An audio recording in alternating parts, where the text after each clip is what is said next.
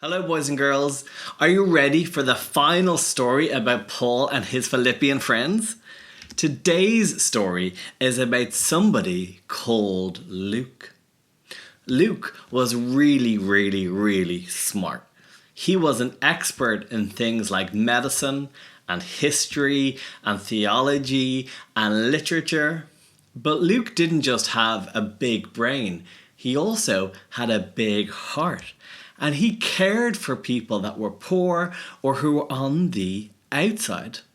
Luke was a Christian and he was friends with Paul and went with Paul on his journeys to tell other people about Jesus. Luke was even with Paul and Timothy when they went to Philippi to start the church there.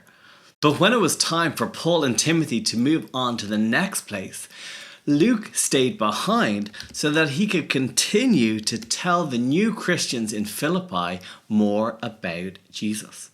Luke was a great storyteller, and he told the Philippians stories about Jesus' birth, about the miracles and the way he helped people, about how he died on the cross, but then how he came back to life 3 days later, and also about how after Jesus had returned to heaven, all the amazing things that the disciples were able to do. But what made Luke's story so great is that Luke knew about these stories because he had talked to people that were there.